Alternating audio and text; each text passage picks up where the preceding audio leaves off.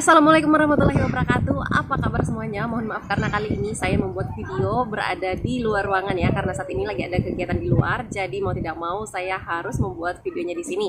Karena ini juga banyak sekali yang ditanyakan oleh KPM dimanapun itu berada, dan terkhusus bagi pengikut saya di channel ini.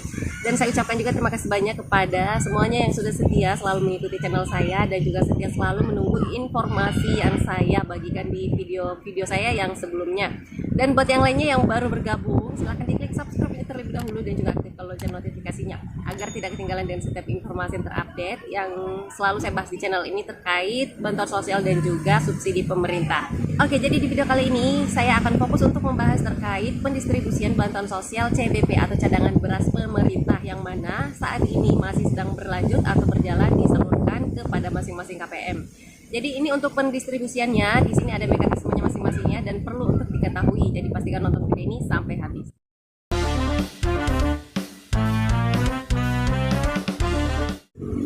Oke, jadi terkait penyaluran bantuan sosial atau pendistribusian bantuan sosial CBP atau cadangan beras pemerintah atau yang biasa diketahui oleh masyarakat yaitu beras 10 kg per KPM yang seperti ini ya.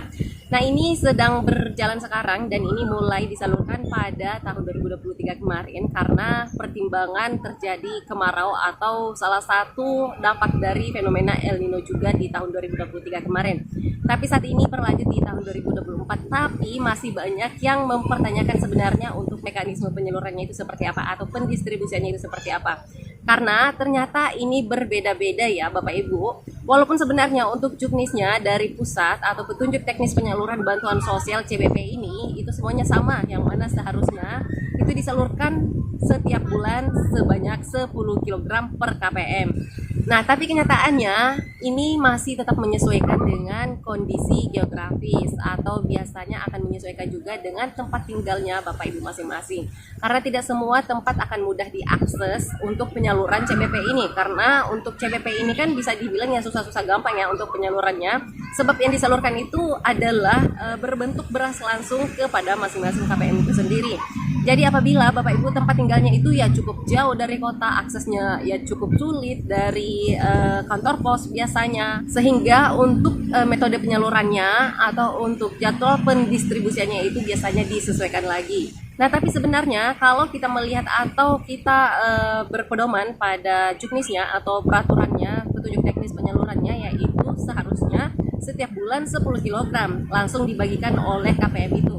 Karena apabila ditumpuk takutnya nanti akan menyebabkan beras ini berpotensi bisa busuk biasanya, dan biasa juga kalau sekaligus banyak nih dikasih ke KPM itu sendiri. Nah, ternyata beberapa orang atau KPM ketika dia mendapatkan bantuan sekaligus banyak misalnya, sedangkan dia hanya sendiri di rumah, anggap saja seperti itu, dia hanya tinggal seorang diri di rumah, kemudian langsung mendapatkan bantuan sosial beras sekaligus banyak, ya biasanya dia berpikir kalau itu kebanyakan, akhirnya dengan terpaksa atau mungkin ada beberapa masukan sehingga dia menjualnya, tidak digunakan sesuai dengan peruntukannya yaitu dikonsumsi sendiri.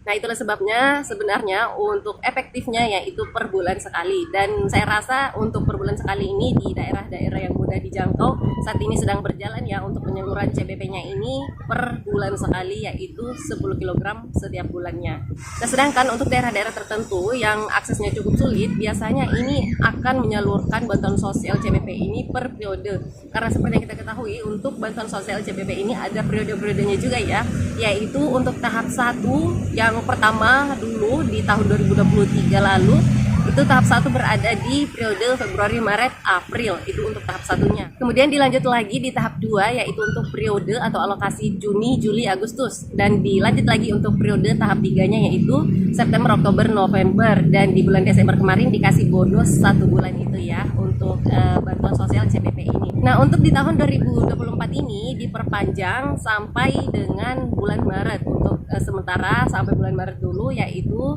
untuk periode tahap 1 di tahun 2024 yaitu periode Januari, Februari, Maret. Nah, nanti kita lihat lagi nih ke depannya ketika APBN-nya mumpuni, memungkinkan, maka insya Allah akan dilanjutkan sampai periode kedua, tahap kedua di tahun 2024 ini, yaitu untuk alokasi April, Mei, Juni. Nah, biasanya kalau daerah tempat Bapak Ibu tinggal itu terkendala akses, biasanya aksesnya cukup jauh dari Bulog atau dari kantor pos, biasanya ini akan menyalurkan bantuan sosial per 3 bulan sekali atau per periode. Jadi sekaligus disalurkan itu 30 kilo atau 3 karung ya, 3 sak beras seperti ini sekaligus disalurkan diberikan kepada KPM itu karena cukup jauh aksesnya. Kalau per bulan akan terkendala di transportasi juga biasanya. Jadi itulah sebabnya kenapa untuk penyaluran bantuan sosial CBP ini di tiap daerah itu berbeda-beda. Ada yang per bulan sekali jika aksesnya baik atau termasuk tempat tinggalnya itu kota, akses ke kantor pos, ke Bulog semuanya dekat, biasanya per bulan sekali. Tapi apabila aksesnya itu ya bisa dibilang sedang, yang nggak terlalu jauh, nggak terlalu dekat juga, biasanya per 2 bulan sekali. Dan ada juga yang kalau aksesnya itu sangat jauh atau cukup jauh, biasanya disalurkan itu per 3 bulan sekaligus. Selanjutnya sebagai tambahan, yaitu sebenarnya siapa saja yang berhak untuk bisa mendapatkan bantuan sosial CBP ini atau cadangan beras pemerintah 10 kg per bulan ini. Oke, jadi sesuai dengan petunjuk teknisnya atau aturan yang telah disampaikan, yaitu adalah masyarakat yang terdata aktif datanya di dalam data terpadu kesejahteraan sosial. Yang mana artinya apabila Bapak Ibu penerima PKH dan juga BPNT program sembako yang aktif, artinya Bapak Ibu sudah aktif nih, tidak diragukan lagi datanya aktif di dalam data terpadu kesejahteraan sosial, sehingga Bapak Ibu juga seharusnya mendapatkan CBP ini. Nah, selain itu karena kuota penerima CBP ini bisa dibilang lebih besar dibandingkan kuota penerima PKH dan juga BPNT program sembako ya. Kalau untuk PKH kan 10 juta KPM, kalau untuk BPNT program sembako 18,8 juta KPM, sedangkan untuk CBP ini 21 juta sekian KPM untuk target sasarannya. Sehingga ketika penerima BPNT dan PKH program sembako ini semuanya sudah mendapat bagian CBP ini, maka untuk memenuhi kota yang tersisa CBP ini itu tetap diambil dari data-data yang aktif datanya di dalam data terpadu kesejahteraan sosial, tapi harus sesuai dengan desilnya, dan biasanya ini diutamakan bagi masyarakat yang desil sosial ekonominya itu bisa dibilang paling rendah, itu yang akan diutamakan, dan otomatis KPM tersebut yang juga aktif sebagai penerima PBIJK atau BPJS Kesehatan gratis dari pemerintah. Baiklah, itu tadi terkait jadwal distribusi atau jadwal penyaluran bantuan sosial cadangan beras pemerintah ini atau disingkat CBP atau beras 10 kg per bulan.